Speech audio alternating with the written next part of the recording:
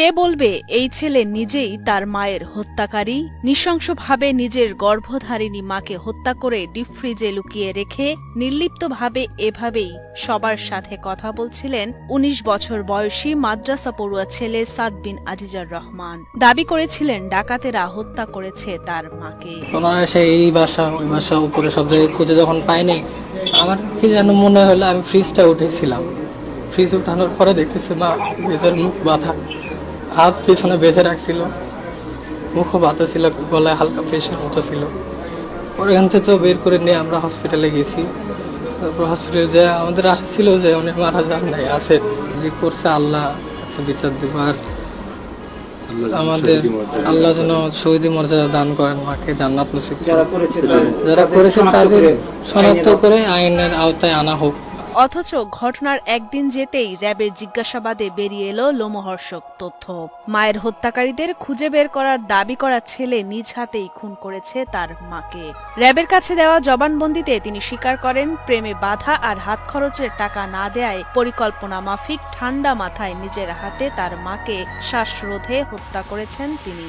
এমনকি মাকে হত্যার পর বিষয়টি ধামাচাপা দিতে লাশ ফ্রিজে লুকিয়ে রেখে কুড়াল দিয়ে স্টিলের আলমারিতে কয়েকটি আঘাত এবং জিনিসপত্র ছড়িয়ে ছিটিয়ে রেখে তা প্রচার করেন ডাকাতি বলে।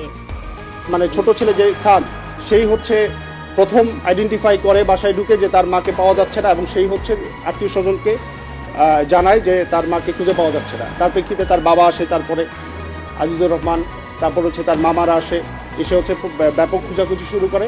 পরবর্তীতে আবার এই ছেলেই, ছোট ছেলে সাদ, সে ডিপ ফ্রিজের ভিতর থেকে হচ্ছে তার মাকে খুঁজে পায় এবং সবাইকে জানায় যে এই জায়গায় আছে। এরপরে হচ্ছে আমরা গতকালকে রাতে হচ্ছে সাদ, তার বাবা আজিজুর রহমান এবং একজন জনৈক ভদ্রলোক জুয়েল রানা প্রামাণিক, এই তিনজনকে হচ্ছে আমরা জিজ্ঞাসাবাদের জন্য নিয়ে আসি এবং জিজ্ঞাসাবাদ শেষে পর্যাপ্ত জিজ্ঞাসাবাদ শেষে সাদ হচ্ছে স্বীকার করে যে সে তার মাকে হত্যা করে। 10ই নভেম্বর দুপুরে বগুড়ার দুপচাঁচিয়া উপজেলা সদরের জয়পুর পাড়ার একটি বাড়িতে ঘটে নির্মম হত্যাকাণ্ড।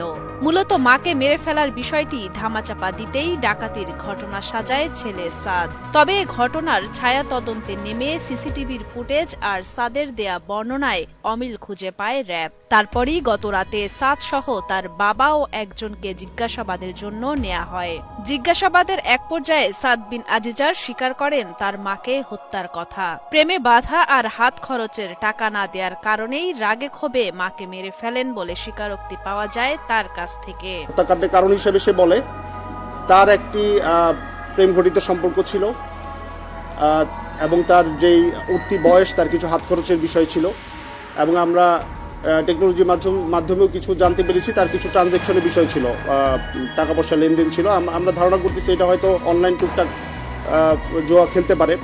যাই হোক, তার টাকার একটা ডিমান্ড ছিল, সেই হিসেবে সে 500 বা 1000 টাকা প্রায় হচ্ছে তার বাবার কাছ থেকে হচ্ছে টাকা সে নিয়ে নিত আর কি, না বলে।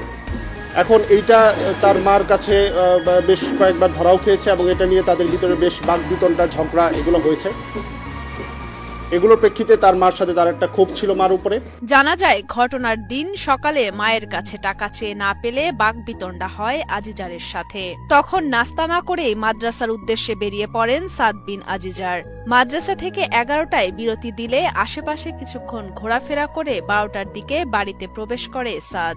বাড়িতে মাকে একা পেয়ে সুযোগ বুঝে পেছন থেকে মাকে জাপটে ধরে নাক মুখ চেপে ধরে শ্বাসরোধ করে হত্যা করে সাদ বিন আজিজার। তারপর ওড়না দিয়ে তার মায়ের হাত পা বেঁধে বাসার ডিপ ফ্রিজে লুকিয়ে রাখে।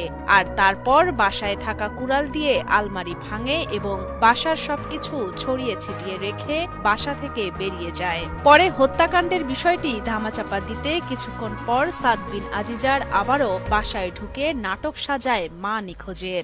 11টার দিকে যখন বিরতি দেয়, মাঝখানে যে বিরতিটা, সেখানে হচ্ছে সে মাদ্রাসা থেকে চলে এসে আশেপাশে ঘোরাফেরা করে এবং 12টার দিকে হচ্ছে সে বাসায় ঢুকে নিজের যে চাবি, ওই চাবি খুলে ঢুকে হচ্ছে দেখতে পায় তার মা হচ্ছে বটি দিয়ে সবজি কাটাকুটি করতেছে, এবং আমরাও ঘটনাস্থল পরিদর্শন করে দেখেছি যে উনি দুপুরে রান্নার প্রস্তুতি নিচ্ছিলেন।